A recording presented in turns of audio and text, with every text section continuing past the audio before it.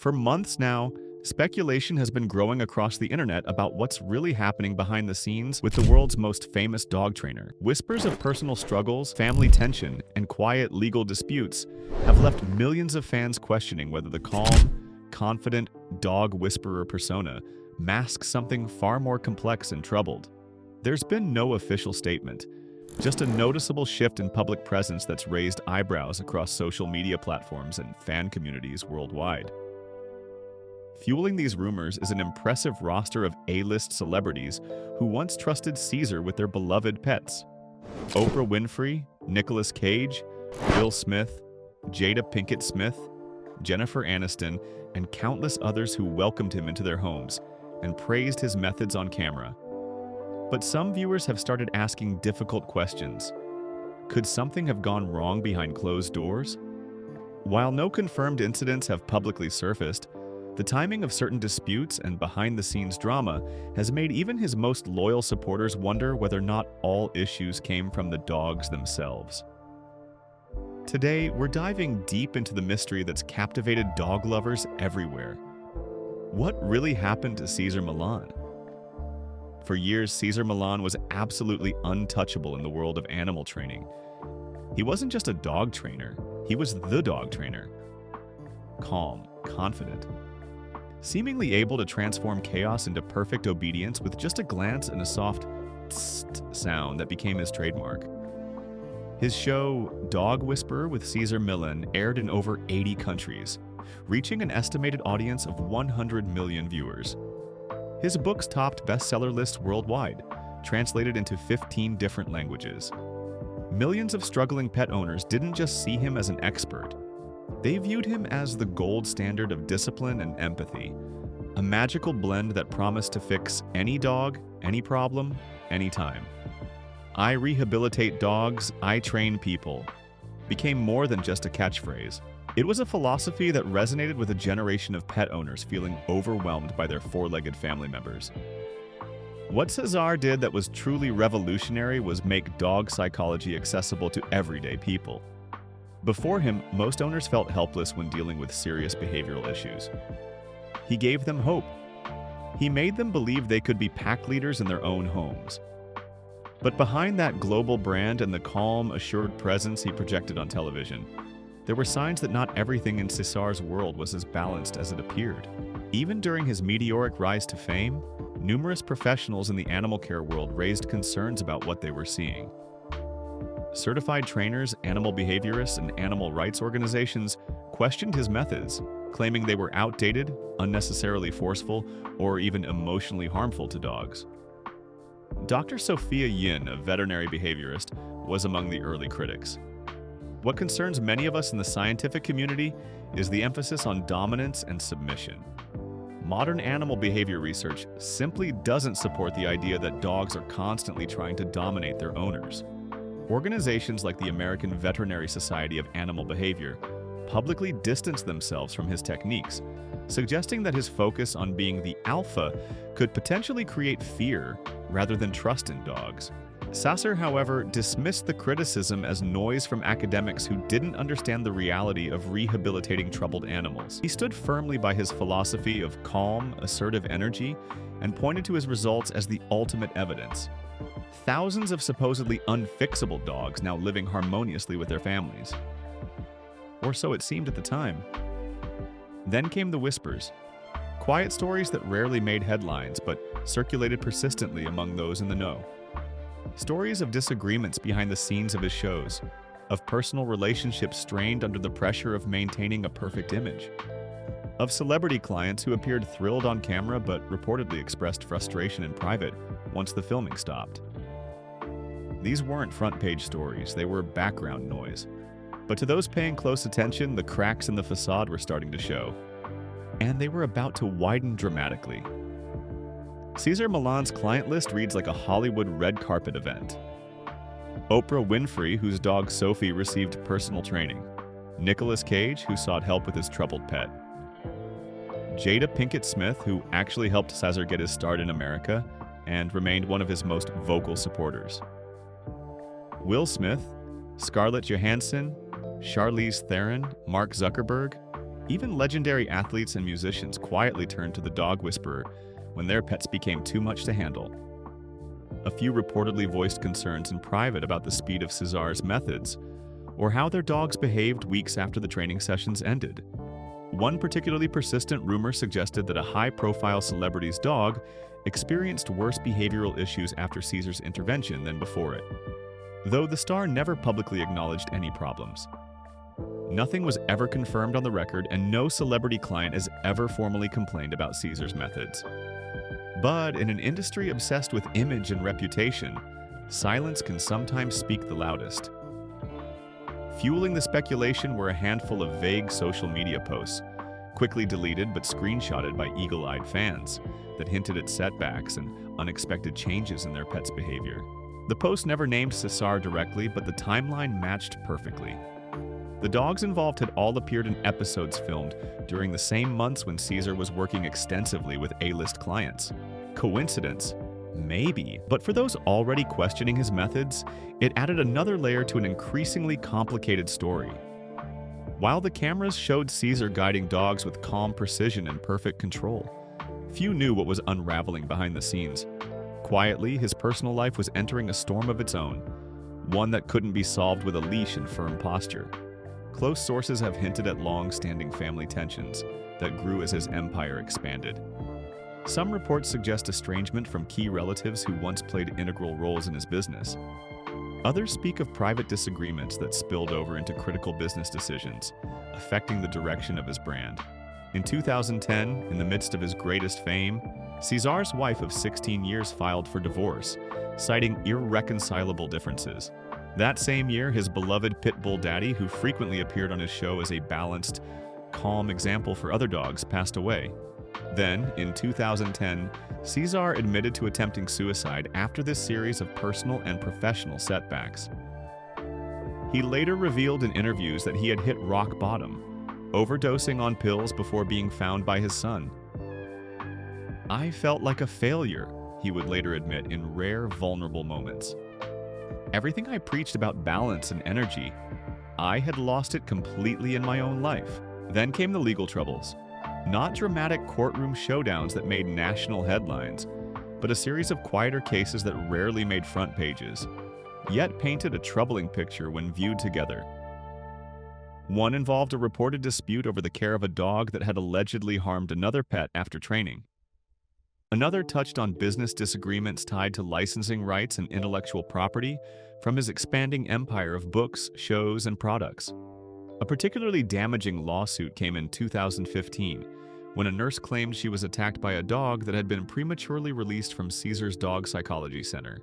The dog had a history of aggression toward humans, and the lawsuit alleged that Cesar's facility had released the dog, despite knowing it remained dangerous. Again, no official wrongdoing was ever conclusively proven in court. Most cases settled quietly or dissolved into procedural limbo, but these incidents fed the growing narrative that Cesar's empire was more fragile than it appeared. For someone whose entire philosophy rested on balance, control, and calm, assertive energy, these legal entanglements painted a different picture, one of a man juggling more than just misbehaving dogs. One dealing with the collateral damage of trust fractured, reputation questioned, and possibly betrayal from unexpected sources. And while the headlines remained relatively polite behind closed doors, industry insiders began asking a different question. Was Cesar Millan losing control of the very world he had built? For a man who preached inner balance as the key to everything, Cesar Millan suddenly seemed distinctly off balance. Observers began to notice subtle changes in his public appearances. His once ubiquitous media presence became more selective. Interviews that had once showcased his light, confident charm now carried hints of fatigue and caution.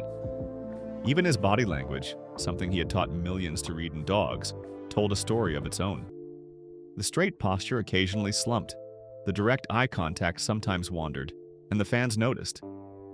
Speculation spread quickly across social media platforms and dog training forums. Some suggested simple burnout, the natural consequence of years in the spotlight. Others believed the mounting criticism and legal friction had started to take a more serious toll on his well-being. There were whispers that relationships closest to him, both personal and professional, had fractured under the pressure of maintaining the Cesar Millan brand. Certain former colleagues stopped appearing in public with him. Longtime collaborators quietly stepped away from joint projects without explanation. The public didn't hear the details of these separations, but they felt the silence where once there had been a united front. Meanwhile, social media, a space that had once been filled with praise and support for Cesar's methods, turned increasingly critical. Older clips of Cesar's more controversial training moments resurfaced and went viral in a new context, sparking heated debates about animal welfare and training ethics. The debates intensified. Was he a misunderstood genius whose methods worked when properly applied? Or had his approaches fallen dangerously out of step with evolving understanding of animal psychology? Some fans defended him fiercely, pointing to the countless dogs he had helped and the families he had kept together. Others expressed disappointment, saying they had moved on to more modern, positive reinforcement methods. To those who followed his story closely, it became clear that this wasn't just about dogs anymore. It was about a man trying to maintain control of his narrative as the world around him slowly shifted toward new perspectives. And for someone whose entire identity had been built around projecting calm, assertive energy, losing that image, even slightly, wasn't just uncomfortable. Because when the world starts questioning your core principles, the very foundation of everything you've built, the real battle begins within. Then, without warning or explanation, Cesar began to fade from the spotlight. There was no dramatic farewell press conference, no official announcement of retirement, just fewer shows, fewer interviews, fewer product launches, and an online presence that started to feel increasingly curated and distant rather than authentic. Fans who had once consumed new content weekly began asking a simple question that spread across comment sections and forums. Some speculated he had stepped back intentionally, needing time to regroup and recalibrate after years of intense public scrutiny. Others believed more troubling theories, that he had been forced into the shadows by mounting pressure, whether legal, emotional, or financial. National Geographic, which had once built significant programming around him, quietly shifted focus to other animal shows. His lucrative partnerships with pet food and training product companies became less prominent in their marketing. But one thing was clear. The man who had once dominated screens across the world had begun choosing selective silence over the visibility that had defined his career. For someone who had built his reputation teaching people how to reclaim control over chaotic situations, the sudden quiet raised more questions than answers. Then, in the silence, something subtle began to shift. It started small, almost too subtle to notice against the background noise of speculation. A few low-profile speaking engagements at wellness retreats rather than major pet expos. A short guest appearance on a Spanish-language television program. An occasional motivational quote shared with followers on Instagram, focusing more on personal growth than dog training. Nothing flashy. Nothing that screamed comeback. Just enough presence to hint that something was stirring behind the curtain. Industry insiders who have encountered him at these rare appearances note something different in his demeanor. The trademark confidence remains, but it's tempered with something new. A vulnerability, perhaps even a humility that wasn't apparent during his meteoric rise. The Cesar I saw recently isn't the same man who dominated television for a decade. He listens more. He seems more open to different perspectives on training. It's like he's processed something profound that he doesn't talk about publicly, but that has clearly changed him. Some loyal fans whisper that this isn't a retreat from public life. It's a strategic reinvention, a rebuilding of identity from the ground up, away from the glare of constant criticism and expectation. For those who have followed his journey closely, the signs of transformation are hard to ignore. The posture, the messaging, even the tone of his limited recent appearances seems deliberately different. Like a man who's been humbled by circumstances he won't discuss publicly, but who remains determined not to disappear completely. Because maybe, just maybe, Cesar Millan isn't done yet. He's just preparing for a different kind of comeback, one built not on dominance but on adaptation. Despite the silence, despite the speculation, one thing never faded throughout Cesar's complicated journey. the fierce loyalty of his core supporters. When rumors reached their peak and criticism grew loudest, something unexpected happened in response.